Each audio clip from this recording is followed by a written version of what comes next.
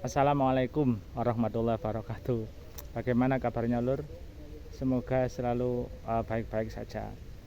Pada hari ini Minggu tanggal 9 Februari ya 2025, saya berada di area persawahan ini. Tapi ini biasanya saya berada di sebelah timur, sekarang di barat ya. Di barat ini cukup terik sekali ya. Biasanya di sebelah timur itu banyak sekali pohon-pohon yang situ saya bisa ya bersama tengok-tengok karo mangan-mangan.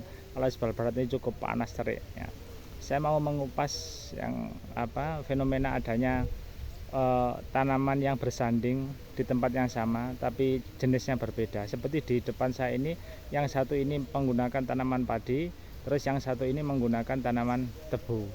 Ketika padi dan tebu itu bersanding, itu harus, saya mengatakan harus saling memahami, itu ya, yaitu lo pentingnya, dan itu sudah terbangun di antara para petani itu bahwa ketika misalnya gini, ketika pada waktu pelaksanaan tahun Daud ya, Daud itu mencabut dari benih ya, yang sudah ditanam di persemen ya, kira-kira umur 20 hari gitulah ya, itu digunakan yang mau ditanam di tempat yang induk ya.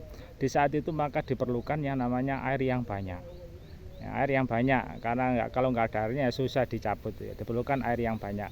Ketika mau dicabut dan memerlukan air yang banyak, terus di sebelahnya itu ada tanaman tebu yang notabene sedang tidak memerlukan air.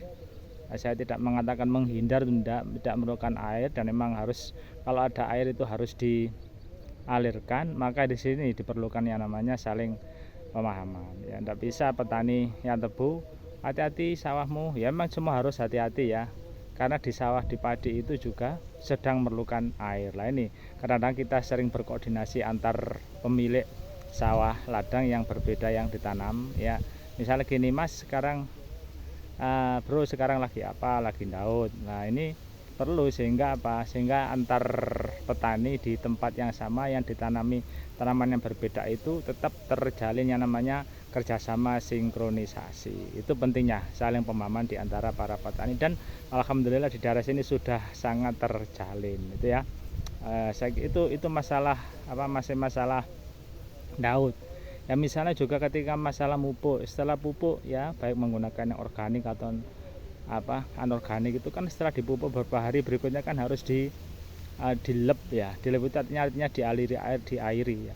Itu juga kita perlu berkomunikasi, kira-kira ada air itu hari apa, kira-kira giliran airnya itu di daerah sini itu hari apa.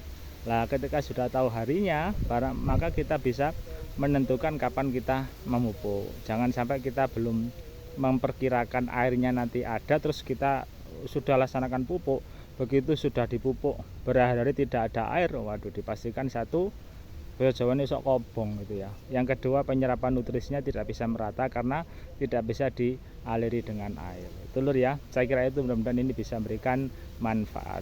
Assalamualaikum warahmatullahi wabarakatuh.